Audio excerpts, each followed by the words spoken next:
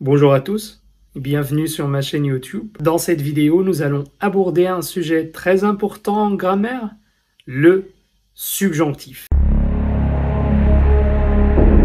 Le subjonctif est un mode qui se compose de 4 temps, le présent du subjonctif, le passé du subjonctif, l'imparfait du subjonctif et le plus que parfait du subjonctif. Ce qui nous intéresse aujourd'hui, c'est le subjonctif présent parce que c'est le temps le plus utilisé dans la vie courante. Contrairement à l'indicatif qui exprime le réel, l'objectivité, le subjonctif exprime l'incertitude ou la subjectivité. On utilise le subjonctif présent après un verbe exprimant un désir, un sentiment, une attente ou une obligation. Voici 2 exemples qui montrent la différence entre les 2 modes, l'indicatif et le subjonctif. Premier exemple, Alice est absente. C'est une réalité.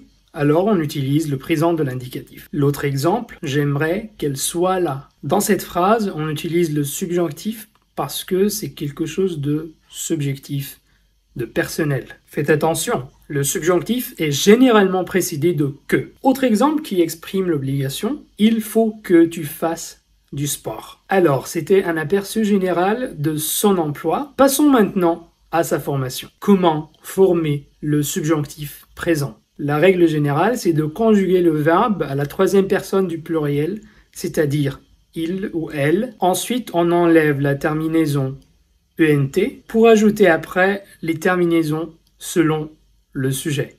E, ES, E, IONS, IEZ, ENT. Voyons un exemple. Le verbe sortir. On le conjugue à la 3e personne du pluriel, ils sortent, puis on enlève le ENT. Après, on maintient le radical sort, S-O-R-T, pour ajouter après les terminaisons.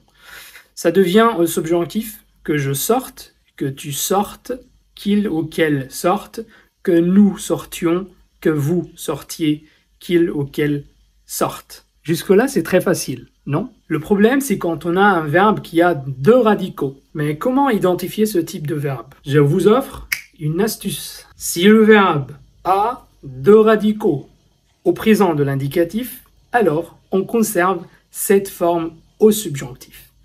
Voyons un exemple. Le verbe venir, dont la conjugaison au présent est je viens, tu viens, il ou elle vient, nous venons, vous venez, il ou elle viennent. Comme vous voyez, ce verbe a 2 radicaux, un radical avec les pronoms sujets nous et vous, et un autre radical avec les autres pronoms sujets. Alors on fait la même chose au subjonctif. Que je vienne, que tu viennes, qu'il ou qu'elle vienne, que nous venions, que vous veniez, qu'il ou qu'elle vienne. Je pense que ce problème est bien réglé maintenant. Autre difficulté, c'est ce qui concerne les verbes irréguliers dont on doit mémoriser la totalité de la conjugaison. Je vais les mentionner tout de suite. Verbe être.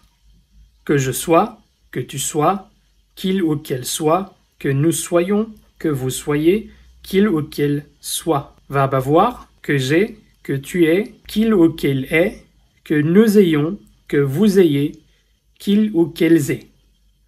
Verbe aller, que j'aille, que tu ailles, qu'il ou qu'elle aille, que nous allions, que vous alliez, qu'il ou qu'elles aillent. Verbe faire, que je fasse, que tu fasses, qu'il ou qu'elle fasse, que nous fassions, que vous fassiez, qu'il ou qu'elle fasse.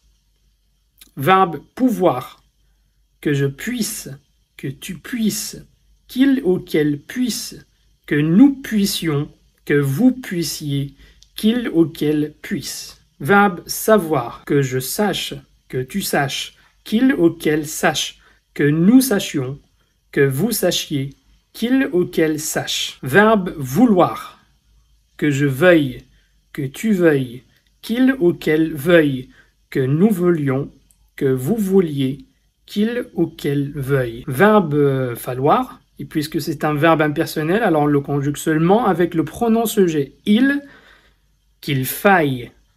C'est la même chose pour le verbe pleuvoir, qu'il pleuve. Bon, maintenant, une question toujours posée. Comment différencier les verbes qui sont suivis de l'indicatif de ceux qui sont suivis du subjonctif? À part les emplois que j'ai déjà mentionnés, je vous donne une astuce très pratique. Utilisez l'indicatif après les verbes de la tête. Par exemple, penser, constater, dire, supposer, croire, etc. Par exemple, je pense qu'il est content. Par contre, utilisez le subjonctif après les verbes du cœur, comme souhaiter, désirer, avoir peur, vouloir, aimer, etc. Par exemple, j'aimerais qu'il soit content. J'en dis pas que cette dernière astuce fonctionne dans tous les cas, mais elle reste assez efficace. Une dernière remarque, c'est que les verbes objectifs qui sont suivis de l'indicatif peuvent être suivis du subjonctif dans le cas de la négation ou de l'interrogation. Par exemple, elle ne croit pas qu'il ait une voiture. Autre exemple, pensez-vous que cette femme soit voleuse? Voilà, vous savez maintenant ce qu'est le subjonctif présent, comment l'utiliser en français. N'hésitez pas à le pratiquer autant que possible pour le maîtriser. Si vous avez des questions ou des suggestions de sujets futurs, n'hésitez pas à les partager dans les commentaires. Merci de nous avoir rejoints et à bientôt.